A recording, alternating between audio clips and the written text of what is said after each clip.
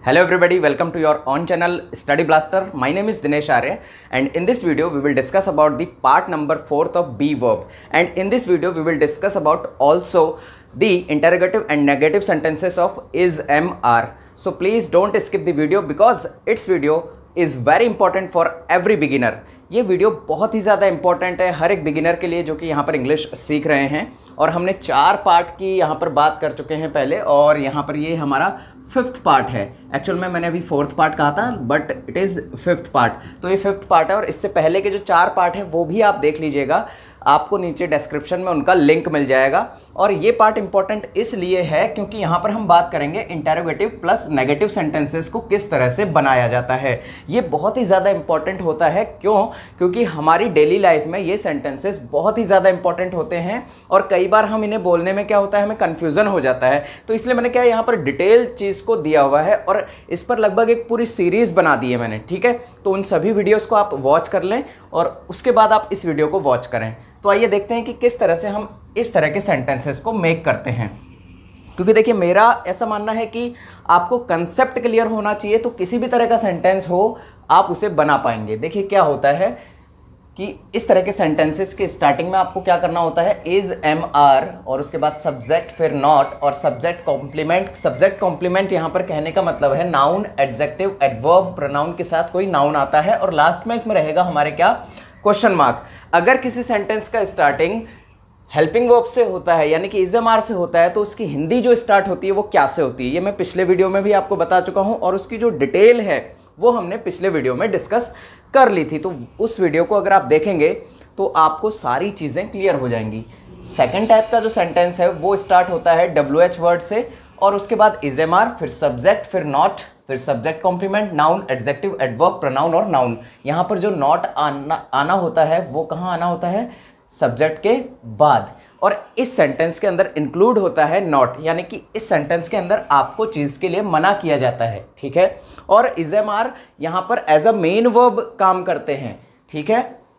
ये चीज़ आपको सारी चीज़ें की यहाँ पर इज, एम, आर किस तरह से यूज होता है, किस तरह से यहाँ पर नाउन का यूज़ होता है, एडजेक्टिव का यूज़ होता है, या फिर एडवर्ब का, या फिर प्रोनाउन के साथ कोई नाउन का यूज़ होता है, ये आपको पार्ट फर्स्ट में पता लगेगा। तो इसलिए मैं कह रहा हूँ कि इसके सारे पार्ट्स आप देखें, जिससे कि आपकी जो डेप्थ नॉलेज है, जो गहराई है एक, वो बहुत अच्छी हो जाएगी। तो देखिए आइए चलते हैं सेंटेंसेस पर। अब हम एग्जाम्पल नंबर 1 है कि इज इट नॉट ट्रू, कि क्या ये सही नहीं है, क्या ये सत्य नहीं है।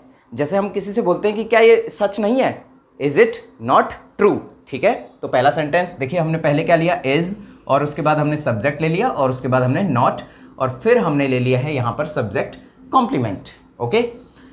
अगला सेंटेंस है इज इट नॉट पॉसिबल, क्या ये पॉसिबल नहीं है, क्या ये संभव नहीं है। तो यहाँ पर इस सेंटेंस का मीनिंग हो जाता है क्या, कि क्या ये पॉसिबल नहीं है। कहाँ से स्टार्ट हुआ, इससे, और उसके बाद सब्जेक्ट, और फिर नॉट, और फिर हमारा सब्जेक्ट कॉम्प्लीमेंट। नेक्स्ट सेंटेंस की बात अगर हम करें, are you not free at this time. कई बार हम कहते हैं कि क्या आप इस टाइम पर फ्री नहीं हो, are you not free at this time, okay. तो ये सेंटेंस हमारा हुआ किस तरह से, इसी तरह से। बिल्कुल क्लियर है बात, क्योंकि इज, एम, आर से चालू हो रहे हैं, तो हिंदी कहाँ से चालू होगी, क्या से, क्लियर है।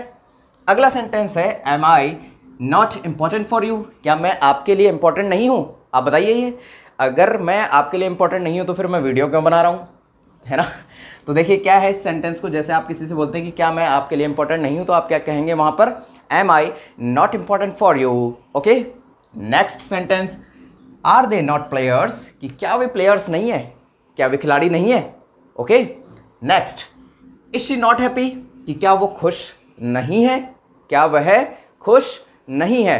कई बार हम कहते हैं कि क्या वो तुम्हारे साथ खुश नहीं है, is she not happy with you, okay. तो इस तरह से आप इस सेंटेंस को और भी बड़ा ले सकते हैं। Is your father not angry with you, कि क्या आपके पिताजी आपसे गुस्सा नहीं है। एंग्री के साथ हम विद लगाकर बात करते हैं, ठीक है। जब हम किसी से गुस्सा होते हैं तो हम विद लगाकर बात करते हैं, और अगर हम किसी के व्यवहार पर अगर गुस्सा होते हैं तो एट लगाकर बात करते हैं। जैसे कि are your father not angry at your behaviour, that time, उस समय पर हमें विद की जगह एट का यूज़ करना पड़ेगा। क्लियर हो गई ये बात। और बाकी इस पर हम एक कंप्लीट वीडियो में लेकर आऊँगा प्रेपोजिशन में, तो वहाँ पर सारी चीज़ें और अच्छे से क्लियर हो जाएंगी। तो इसीलिए आप चैनल पर बने रहें। अगर चैनल को सब्सक्राइब नहीं किया है तो चैनल को सब्सक्राइब ज़रूर कर लें, क्योंकि यहाँ पर मैं कोशिश कर रहा हूँ कि सारी की सारी जो नॉलेज है वो आपको बिल्कुल डीपली दे सकूँ। क्लियर है बात? आइए, is his wife not अनॉय with him, कि क्या उसकी वाइफ उससे नाराज नहीं है। ठीक है, अनॉय का मतलब होता है क्या? नाराज होना। ठीक, तो नाराज नहीं है, कि क्या उसकी वाइफ उससे नाराज नहीं है, तो अनॉय का मतलब नाराज। ठीक है, नेक्स्ट है is she not your sister, कि क्या वो तुम्हारी बहन नहीं है। Clear? Is it not false, कि क्या ये असत्य नहीं है। हमने पहले ट्रू पढ़ा था और अब हम पढ़ रहे हैं उसका ऑपोजिट फॉल्स। क्लियर हो गई बात? Next, is Rani not eligible for this post, कि क्या रानी इस पोस्ट के लिए एलिजिबल नहीं है। Are you not fond of taking tea, ये फॉन्ड ऑफ का जो वीडियो है ये मैंने आपको कंप्लीट इस फॉन्ड ऑफ के ऊपर बात की हुई है। उस वीडियो के अंदर डिस्क्रिप्शन में लिंक है, आप वहां जाकर उसे चेक कर सकते हैं। आप प्लेलिस्ट में जाकर भी फॉन्ड ऑफ के वीडियो को चेक कर सकते हैं। ठीक है, तो फॉन्ड ऑफ का मतलब क्या होता है? किसी चीज़ का शौक होना। ठीक है, कोई चीज़ आपको पसंद है, उस चीज़ को करना आपको बहुत अच्छा लगता है, तो वहाँ पर आप उन चीज़ों के लिए क्या यूज़ लेते हैं? Fond of. जैसे are you not fond of taking tea, कि क्या आपको चाय पीने का शौक नहीं है। कई बार हम किसी से कहते हैं कि क्या आपको कॉफ़ी पीने का शौक नहीं है। Are you not fond of taking coffee, कि क्या आपको चावल खाने का शौक नहीं है। Are you not fond of taking rice, कि क्या आपको क्रिकेट खेलने का शौक नहीं है। Are you not fond of playing cricket. तो इस तरह से आप फॉन्ड ऑफ लगाकर अपनी जो चीज़ें हैं उन्हें बता सकते हैं। नेक्स्ट पर चलते हैं, why is she not happy today, कि वो आज खुश क्यों नहीं है। ठीक है, तो ये भी उसकी स्टेट को बता रहा है। और इज एम आर जब भी मेन वर्ब का काम करते हैं तो किस किस चीज़ को बताते हैं, वो सारी चीज़ें आपको पार्ट नंबर 1 में मिल जाएंगी। ठीक है, why is Shikha not present today, कि शिखा आज प्रेजेंट क्यों नहीं है। आज शिखा प्रेजेंट क्यों नहीं है। Clear? Why is Krishna not in his room, कि कृष्णा अपने रूम में क्यों नहीं है। Why are you not ready, आप तैयार क्यों नहीं हो। ठीक है, आप इस काम के लिए तैयार क्यों नहीं हो, आप हमारे साथ जाने के लिए तैयार क्यों नहीं हो। तो इस तरह का सेंटेंस जब बनाना पड़ेगा तो उसके साथ हम रेडी के साथ टू लगाकर उस बात को करेंगे। जैसे आपको कहना है कि आप हमारे साथ जाने के लिए तैयार क्यों नहीं हो। Why are you not ready to go with us, ठीक है, कि आप इसे खाने के लिए तैयार क्यों नहीं हो। Why are you not ready to eat this, या why are you not ready to take this, क्योंकि मॉडर्न इंग्लिश के अंदर खाने के लिए ईट की बजाय टेक का यूज़ भी कर लिया जाता है। क्लियर है बात? Next, why are you not ready to go with us, बिल्कुल ये बात हमने अभी कर ली है।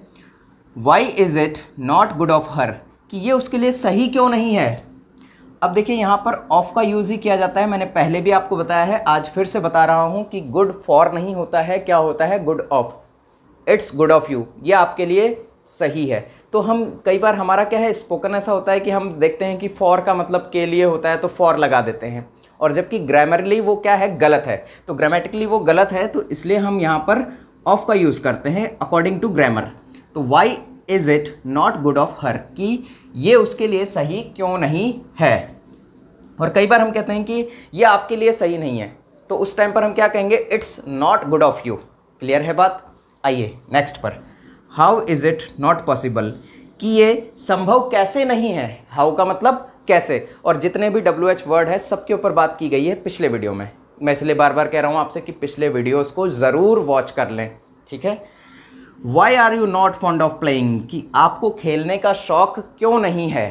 तो उम्मीद करता हूँ सारे के सारे जो सेंटेंसेस थे वो आपको समझ आ गए होंगे, और इसी तरह से आप बहुत सारे सेंटेंसेस जो है मेक कर सकते हैं। बस आपको अपना थिंकिंग लेवल को थोड़ा सा बढ़ाना है, और इन सारे वीडियोस को आपको वॉच करना है। इससे पहले के जो बी वर्ब के वीडियोस थे उन्हें आप वॉच करेंगे तो आपको पता लगेगा कि किस तरह से हम इनसे बहुत सारे सेंटेंसेस मेक कर सकते हैं। आप 1000, 2000, 3000 तक सेंटेंसेस इनसे बना सकते हैं, और अपनी डेली लाइफ में उन सेंटेंसेस का यूज़ कर सकते हैं।